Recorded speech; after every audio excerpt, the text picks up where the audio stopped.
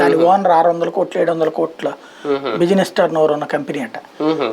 అతను ఇక్కడ ఏలూరు నుంచి ఎంపీగా చేయడానికి రెడీ అవుతున్నాడట. మొత్తం 3 రెడీలో ఉన్నారు.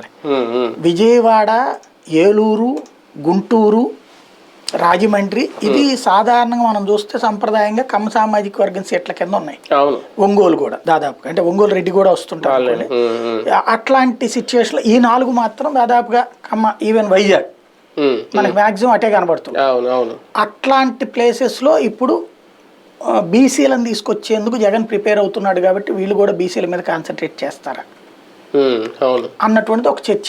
కానీ ఒక రకంగా ఈ సామాజిక సమీకరణాల్లో ఇదంతా ఓకే, ఫైర్ బ్రాండ్లను పక్కన పెట్టేస్తున్నారు జగన్మోహన్ రెడ్డి గారు. ఈ 5 ఏళ్లలో వాళ్ళ వల్ల ఏమన్నా ఇబ్బందులు? ఇప్పుడు జోగి రమేష్ ఫైర్ బ్రాండ్ ఒక రకంగా, రోజా ఫైర్ బ్రాండే. అలాగని కొంచెం తక్కువ ఓట్ బ్యాంక్తోనే గెలిచిన వాళ్ళు, ఆ యాంగిల్లో వాళ్ళని పక్కన పెట్టే అవకాశం ఉంటుందా? లేదంటే లేనిపోయిన ఇబ్బందులు వస్తున్నాయి ఈ 4 ఏళ్లలో? జోగి రమేష్ ని తీస్తున్నారని నేను అనుకోవట్లేదు. ఎందుకంటే జోగి రమేష్ నిన్న వచ్చింది దానికోసం కాదు, వీళ్ళతో పాటు రావడం మూలంగా అందులో ఇరుక్కుపోయాడు. కానీ అతను బీసీనే కదా.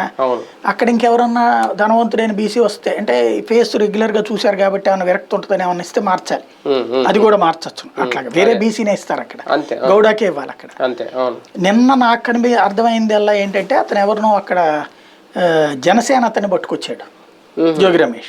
జనసేన నియోజకవర్గ ఇన్ఛార్జిని పట్టుకొచ్చి చేర్పించాడు జగన్ సమక్షంలో. అందుకోసం వచ్చాడు నిన్న. ఒకవేళ ఏమన్నా లేకపోతే లేదన్నా నేను అందరినీ పట్టుకొచ్చుకుంటున్నాను అంటే ఇప్పుడు ఎవరి కాళ్ళు ఎమ్మెల్యేలు ఇప్పుడు వెల్లంపల్లి చూడండి ఎలా పట్టుకుని వెళ్ళారు.